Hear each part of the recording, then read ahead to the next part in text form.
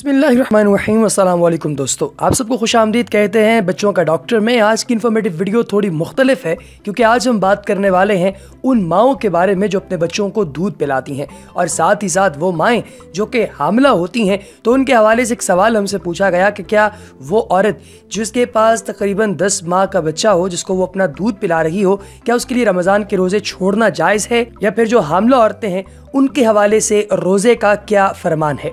तो आज की इन्फॉर्मेटिव वीडियो में हम इस्लामी नुक्ता नज़र से उलमा के बताए हुए फैसले के मुताबिक आप लोगों की रहनुमाई करने की कोशिश करेंगे, लिहाजा इस वीडियो को आखिर तक ज़रूर देखिएगा। दोस्तों, दूध पिलाने वाली और इस तरह की हामिला औरतों की दो हालतें होती हैं। पहली हालत, रोज़ा उस पर असरअंदाज ना हो और ना ही उसे रोज़ा रखने में मुशक्क़त हो और ना ही उसे अपने बच्चे का खदशा है। ऐसी औरत पर रोज़ा रखना वाजिब है और उसके लिए जायज़ नहीं कि वो रोज़ा तर्क करे। दूसरी हालत यह है कि औरत को अपने आप या फिर बच्चे को नुकसान का खदशा हो और उसे रोज़ा रखने में मुशक्क़त हो, तो ऐसी औरत के लिए रोज़ा छोड़ना जायज़ है, लेकिन वो बाद में इसकी क़ज़ा में छोड़े हुए रोज़े रखेगी। इस हालत में उसके लिए रोज़ा ना रखना अफजल और बेहतर है, बल्कि उसके हक़ में रोज़ा रखना मकरूह है। बल्कि बाज़ अहले इल्म ने तो ये भी कहा है कि अगर उसे अपने बच्चे का ख़तरा हो तो उस पर रोज़ा तर्क कर देना वाजिब और रोज़ा रखना हराम है। दोस्तों, मुरादवी रहमतुल्लाह ताला अलैह अल इंसाफ नामी किताब में कहते हैं कि ऐसी हालत में उसके लिए रोज़ा रखना मकरूह है। और इब्ने अकील रहमतुल्लाह ताला अलैह आपसे जब ये सवाल किया गया तो आपने इसके जवाब में कहा कि अगर हामला और दूध पिलाने वाली को हमल का या बच्चे को नुकसान होने का खतरा हो तो उसके लिए रोज़ा रखना हलाल नहीं, और अगर उसे खदशा ना हो तो फिर रोज़ा रखना हलाल है इख्तिसार के साथ। इसके लिए आप रेफरेंस के तौर पर देख सकते हैं अल इंसाफ लिल मुरादवी, और इसकी आपने सफ़ा नंबर 382 पर इसको चेक करना है। शेख इब्ने उसैमीन रहमतुल्लाह ताला अलैह ने जब इस सवाल के जवाब में बात करना शुरू की तो आपने कहा कि जब हामला और दूध पिलाने वाली कव्वी और चाको चौबंद हो और उसको किसी किस्म का खतरा ना हो फिर वो रोज़ा रख सकती है, और अगर ऐसा ना हो, वो चाको चौबंद ना हो और ना ही उसके पास इतनी हिम्मत हो कि वो अपने बच्चे को जो है वो दूध पिला सके और रोज़ा भी कंटिन्यू कर सके, तो फिर उसे ये रोज़ा नहीं रखना चाहिए। और जब रोज़े ख़त्म हो जाएं तो उसके बाद वो जो रोज़े छोड़े हैं उनकी क़ज़ा करना उसके लिए वाजिब होगा। अल्लाह ताला का फरमान है, और जो कोई मरीज़ हो या फिर मुसाफिर उसे दूसरे दिनों में गिनती पूरी करना होगी। ये दोनों औरतें भी मरीज़ की मानंद ही होती हैं, और जब इनका उज़्र हो कि रोज़ा रखने से उन्हें बच्चे को नुकसान होने का अंदेशा हो तो वो रोज़ा ना रखें और बाद में इन अय्याम की क़ज़ा कर लें। और बाज़ अहले इल्म क़ज़ा के साथ हर दिन के बदले में एक मिस्कीन को गंदम या चावल या खजूर वगैरह भी देनी होगी। और बाज़ उलमा किराम कहते हैं कि बहरहाल में उन्हें रोज़ों की क़ज़ा करनी होगी, इसके अलावा कुछ भी नहीं, इसलिए कि किताब व सुन्नत में खाना खिलाने की कोई दलील नहीं पाई जाती, और असल तो बरियुज़्ज़िम्मा होना है, यहाँ तक कि इससे कोई दलील मशगूल कर दे। इमाम अबू हनीफा रहमतुल्लाह ताला अलैह का यही मसलक है और कवी भी यही है।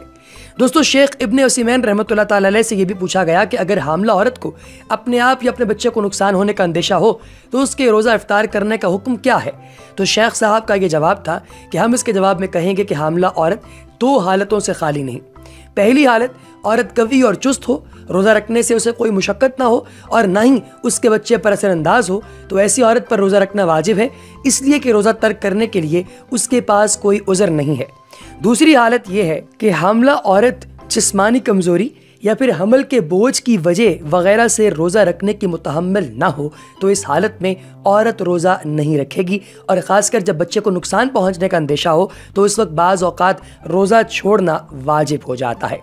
अगर वो रोज़ा ना रखे तो वो भी दूसरे उज़्र वालों की तरह उज़्र ख़त्म होने के बाद रोज़ा क़ज़ा करेगी, और जब विलादत से फारिग हो जाए तो नफास के गुस्ल के बाद उस पर इन रोज़ों की क़ज़ा वाजिब है। लेकिन बाज़ औक़ात ये भी हो सकता है कि हमल से फारिग हो तो उसे कोई और उज़्र दरपेश हो जाए, मसलन दूध पिलाना, इसलिए कि दूध पिलाने वाली खाने पीने की मोहताज होती है, और ख़ासकर गर्मियों के लंबे दिनों और शदीद गर्मी में तो उसे रोज़ा ना रखने की ज़रूरत होगी ताकि वो अपने बच्चे को दूध पिला सके।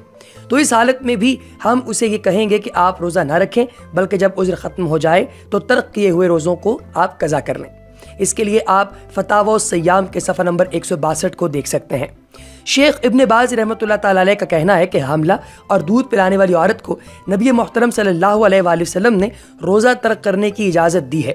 انس بن مالک کعنبی کی حدیث ہے جسے احمد اور اہل سنن نے صحیح سند کے ساتھ روایت کیا ہے کہ نبی پاک علیہ الصلوۃ والسلام نے ان دونوں کو روزہ چھوڑنے کی رخصت دی ہے اور انہیں مسافر کی مانند قرار دیا ہے۔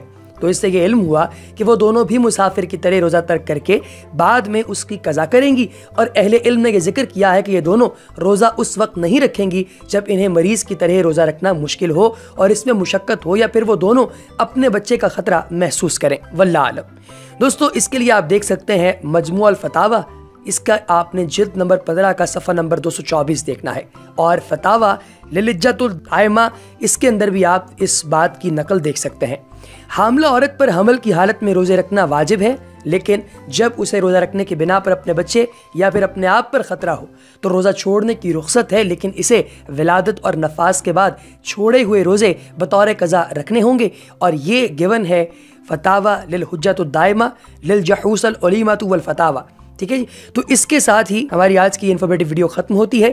چینل کو سبسکرائب کرنا، بیل آئیکن پر کلک کرنا اور کمنٹ سیکشن میں اپنی رائے کا اظہار کرنا ہرگز نہ بھولیے گا۔ آپ کا اپنا بچوں کا ڈاکٹر۔